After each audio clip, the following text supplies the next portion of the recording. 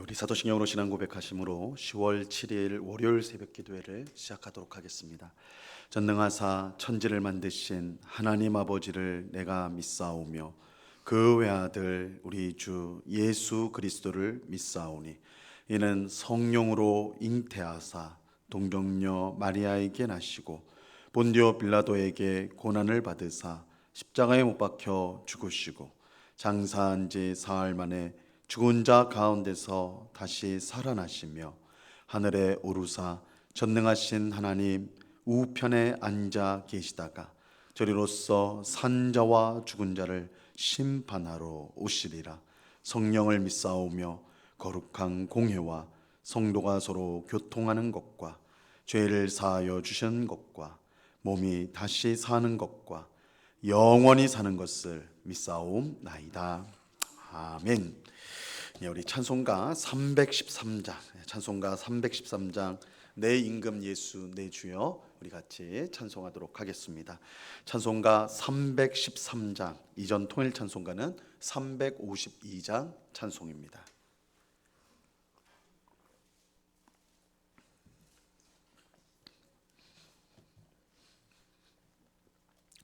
찬송가 313장을 같이 찬송하도록 하겠습니다.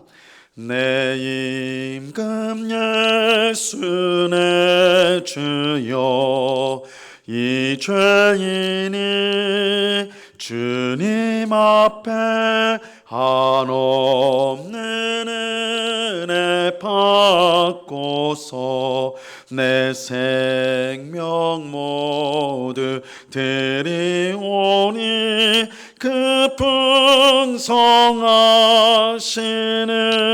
종을 주 내게 내려주소서.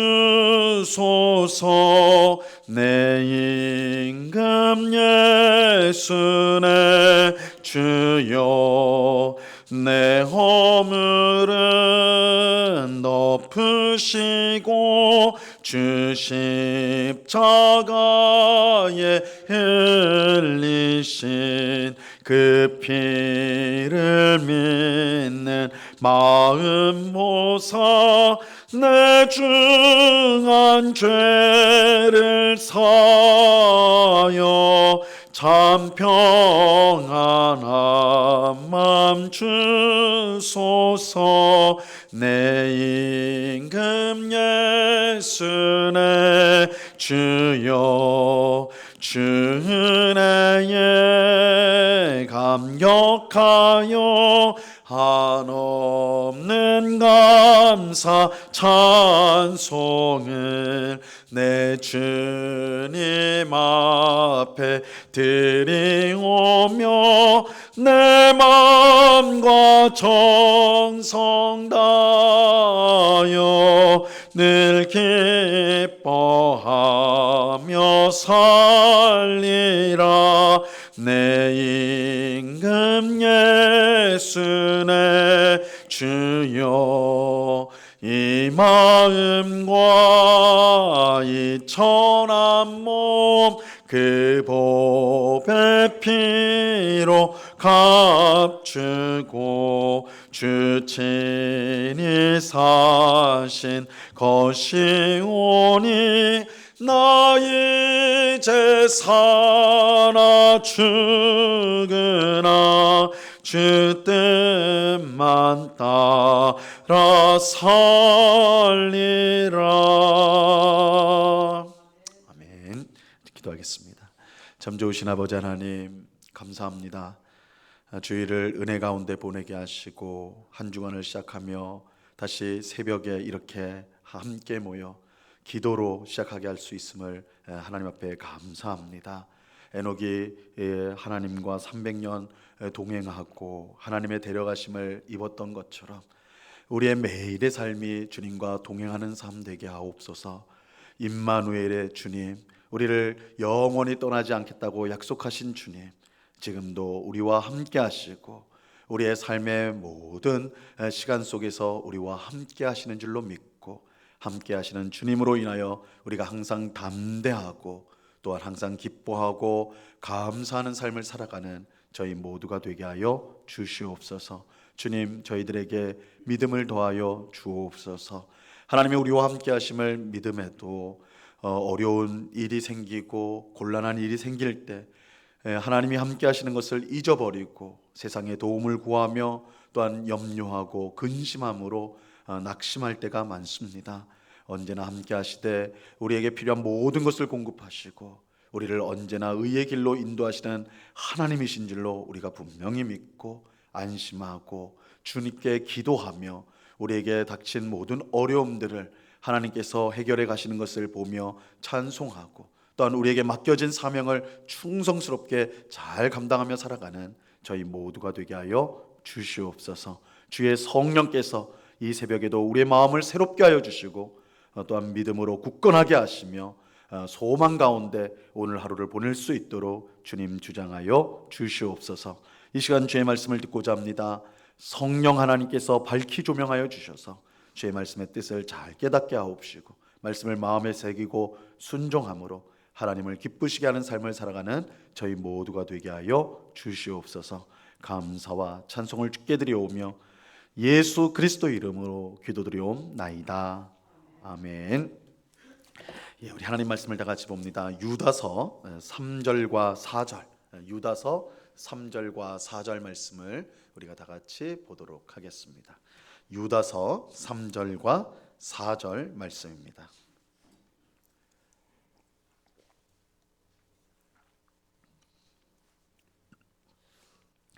유다서 3절과 4절 말씀, 하나님의 말씀을 우리가 다 같이 봉독하겠습니다. 3절과 4절을 같이 읽습니다. 시작.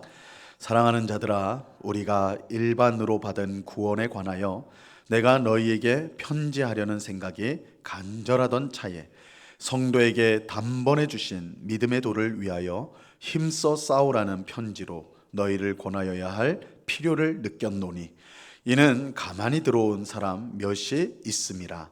그들은 옛적부터 이 판결을 받기로 미리 기록된 자니 경건하지 아니하여 우리 하나님의 은혜를 도리어 방탕한 것으로 바꾸고 홀로 하나이신 주제 곧 우리 주 예수 그리스도를 부인하는 자니라. 아멘. 오늘 우리가 함께 읽은 이 본문은 유다가 편지를 쓴 목적을 밝히고 있는 부분입니다. 유다는 편지를 시작하며 인사말과 동시에 이 편지를 왜 썼는지를 밝히고 있어요. 우리가 이제 성경에 나오는 다른 편지, 뭐 바울이 쓴 편지, 뭐 이렇게 이제 다른 편지들을 보면 인사말 다음에는 보통은 하나님을 향한 감사와 찬양, 혹은 편지를 받는 성도들을 향한 칭찬, 뭐 이런 내용들이 보통은 이어지게 됩니다. 하지만 유다는 곧바로 편지를 쓴 주제로 들어가게 돼요. 편지 인사말을 한 다음에 이제 축복을 한 다음에 곧바로 편지를 쓴 주제로 들어가게 됩니다. 이렇게 하는 것은 그만큼 지금 말하려고 하는 것이 긴급하고 중요한 내용이기 때문입니다. 오늘 본문 3절 말씀을 다시 한번 보시면요, 사랑하는 자들아, 우리가 일반으로 받은 구원에 관하여 내가 너희에게 편지하려는 생각이 간절하던 차에 성도에게 단번에 주신 믿음의 도를 위하여 힘써 싸우라는 편지로 너희를 권하여야 할 필요를 느꼈노니. 유다는 편지를 받는 성도를 향해 사랑하는 자들아 이렇게 이제 부르고 있어요. 이것은 유다가 성도들을 실제로 사랑하기 때문에 정말 사랑해서 사랑하는 자들아 이렇게 부른 것이고, 또 앞으로 말할 내용을 잘 이해하고 그 내용을 잘 받아주기를 바라는 마음 또한 담아서 사랑하는 자들아 이렇게 말하는 것입니다. 유다는 원래부터 성도들에게 편지를 쓰고자 하는 마음이 있었습니다.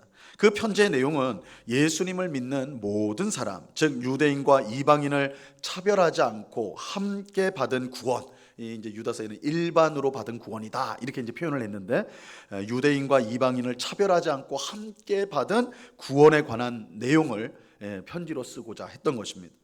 유다는 함께 받은 구원에 관한 내용을 편지로 써서 보내기를 간절히 원했는데, 간절히 바랬다 이렇게 했는데, 이것은 성도에게 구원에 대한 내용보다 더 중요한 것은 없기 때문입니다. 하지만 편지 내용을 갑자기 바꾸었습니다. 갑자기 바꾸었어요. 유다는 성도들에게 단번에 주신 믿음의 도를 위하여 힘써 싸우라는 편지를 써야 했던 것입니다. 그래서 유대인과 이방인이 함께 받은 구원에 관한 내용을 쓰려고 했는데 그 편지의 주제를 확 바꿔버린 거예요. 그래서 믿음의 도를 위하여 힘써 싸우라, 이렇게 그 내용으로 지금 이제 편지를 바꾼 것입니다. 자, 여기서 말하는 이 믿음의 도를 위해 싸우라 할 때 이 믿음의 도는 구원받기 위해 믿는 모든 내용들을 뜻하는 것입니다.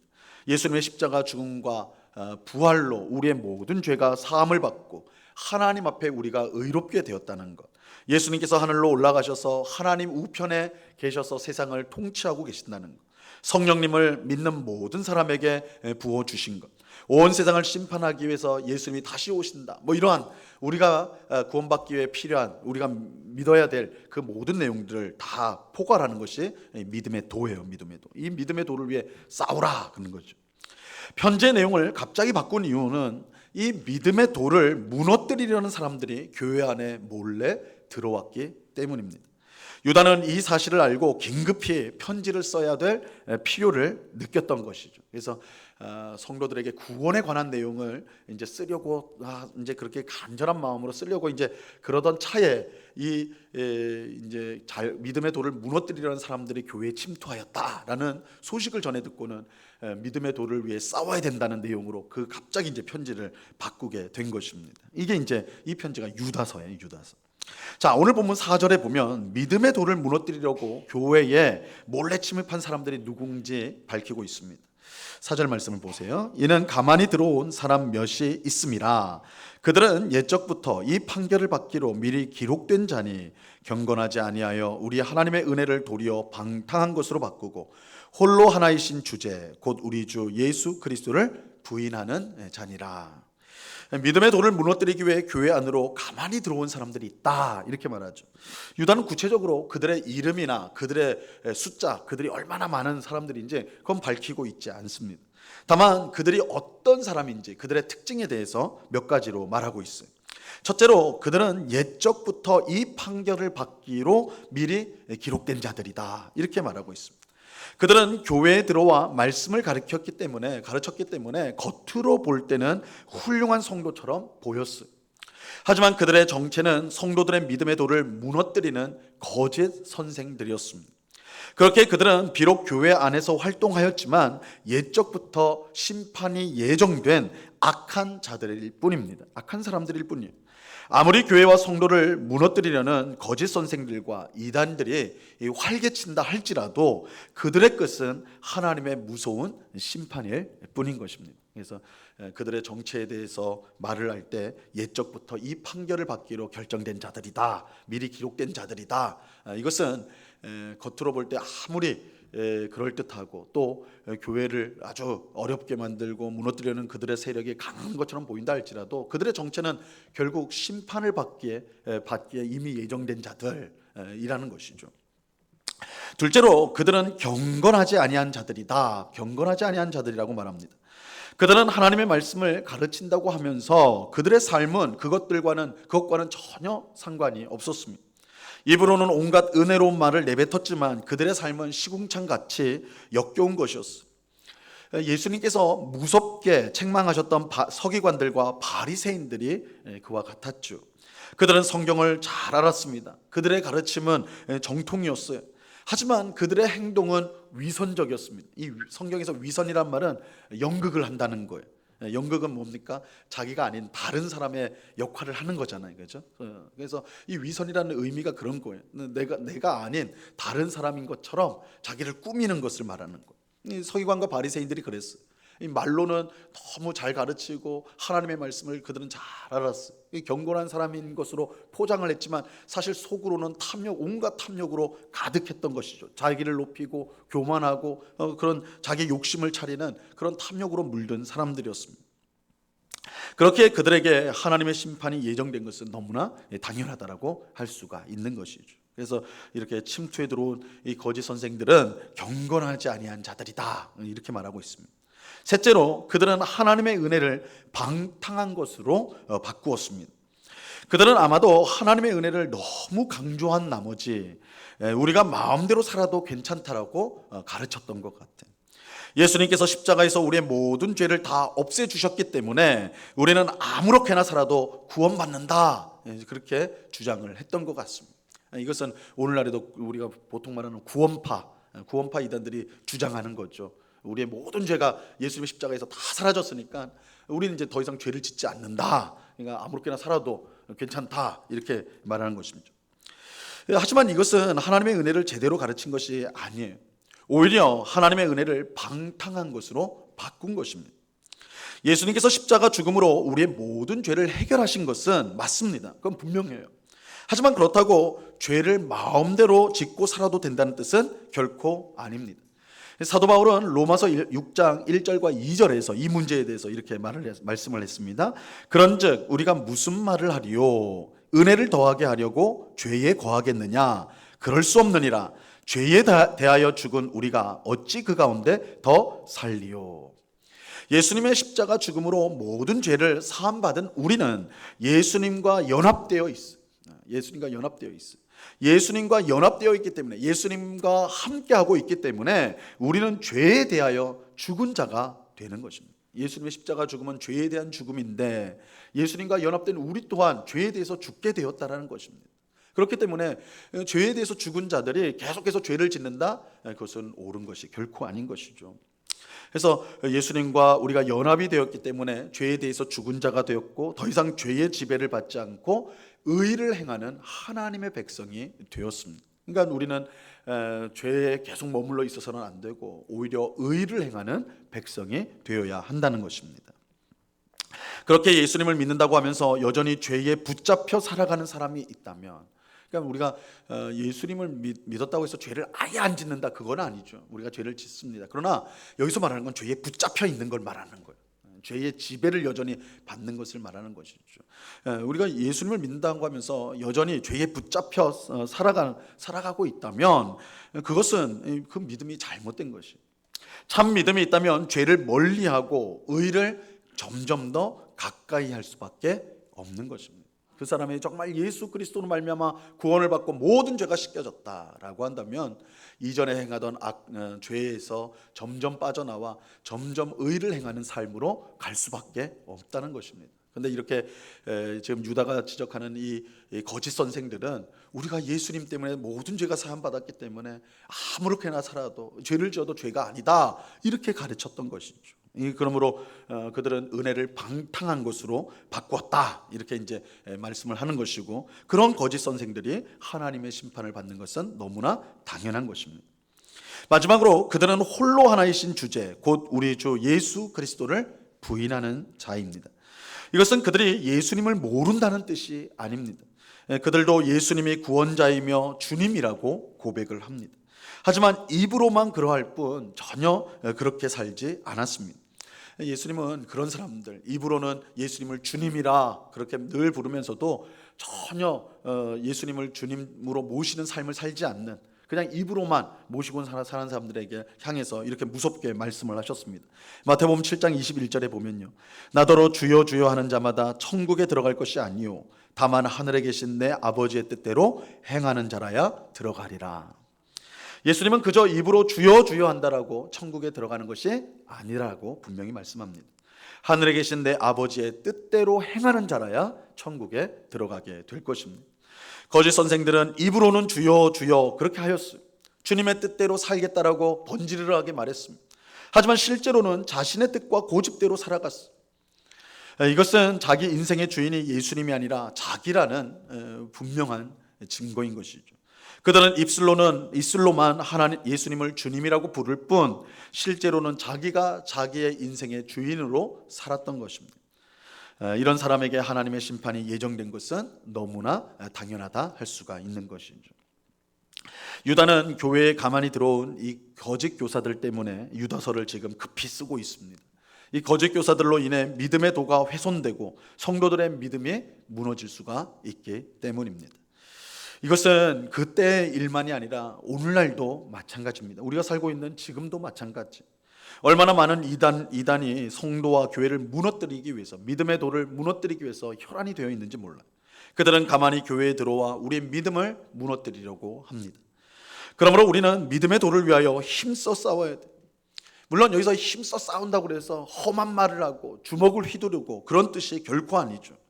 믿음의 도를 위해서 힘써 싸운다는 것은 무엇보다 우리가 믿음의 도를 더욱더 분명히 배우고 그 믿음의 도를 마음에 새기고 순종하는 것을 뜻하는 것입니다. 믿음의 도를 위해 싸운다. 이것은 믿음의 도를 배우는 거예요.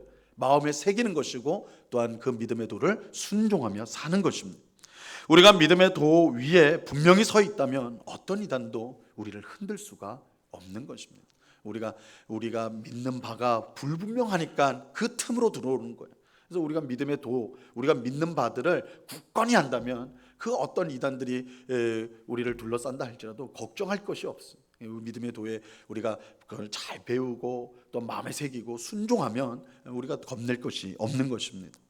또 우리는 잘못된 가르침을 전파하는 이단들을 경계하고 그들을 가까이해서는 안 됩니다. 그들에게 절대 빈틈을 줘서는 안 되는 것입니다. 우리 이전에 살펴봤던 요한 2서나 3서나 거짓 선생들에 대한 경고잖아요. 그래서 이 신약 성경이 이제 마지막 쯤에 이제 기록된 성경에서 이제 교회가 막 부흥할 때 제일 우려됐던 문제가 바로 이단 문제예요.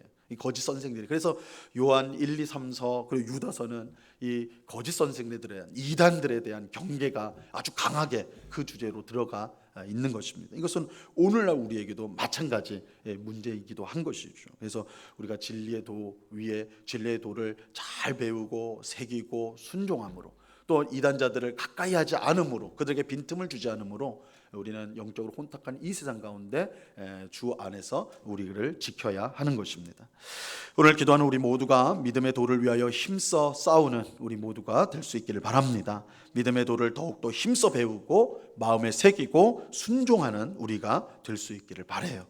영적으로 혼탁한 이때에 믿음 진리의 말씀으로 잘 무장이 되어서 주님의 뜻대로 살아가는 우리 모두가 될 수 있기를, 그래서 주님의 보호하심 가운데 담대함으로 기쁨으로 신앙생활을 잘 감당하는 우리 모두가 될 수 있기를 우리 주님의 이름으로 간절히 축원합니다.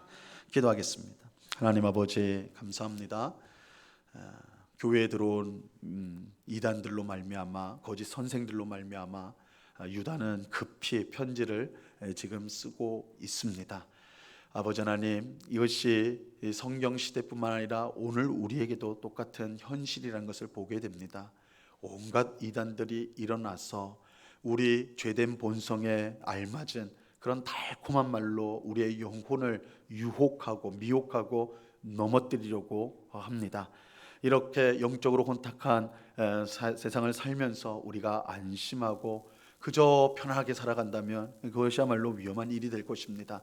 오늘 주신 말씀을 우리가 마음에 잘 새겨서 우리가 믿음의 도를 지키기 위해서 힘써 싸워야 될 텐데, 믿음의 도, 정말 성경을 통해 우리 가르쳐 주신 이 믿음의 도를, 말씀을, 교리를 우리가 더욱더 힘써 배우고 또한 그것을 우리의 마음에 분명하게 새기고 항상 순종함으로 믿음의 도 위에 든든히 서 있는 우리 모두가 되게 하여 주시옵소서. 그래서 어떤 이단의 교묘한 또한 우리 미혹되는 그런 말들, 잘못된 교리들이 우리를 찾아온다 할지라도 그것들을 능히 물리칠 수 있는 그런 말씀의 믿음의 도 위에 든든히 선 우리 모두가 되도록 주님 주장하여 주시옵소서. 아버지 하나님, 참으로 혼탁한, 영적으로 혼탁한 세상을 우리가 살아갑니다. 수많은 지식과 또한 정보들이 유튜브나 또한 우리가 보는 모든 곳에서 흘러넘치고 있는데, 더욱더 우리가 영적으로 경각심을 가지고 하나님의 바른 말씀을 붙들고 그것에 순종하기 위해 힘쓰는, 그래서 정말 주님을 기쁘시게 하는 삶을 날마다 살아가는 저희들이 다 될 수 있도록 주님 저희들을 인도하여 주시옵소서. 아버지 하나님, 이 시간에 또한 간절히 기도하옵기는 우리 가운데 있는 환우들을 위해서 기도합니다. 여러 가지 질병 가운데 고통하고 있는 우리 성도들을 주님 돌아봐 주옵시고 주님의 능력의 손으로 붙들어 주셔서 속히 그 병마에서 놓이게 하옵시고 건강을 회복할 수 있도록 주님 주장하여 주시옵소서. 아버지는 그러나 우리가 약할 때에 곧 강함이라 말씀하셨습니다. 하나님이 우리의 강함이 되십니다. 예수 그리스도께서 우리의 강함이 되십니다.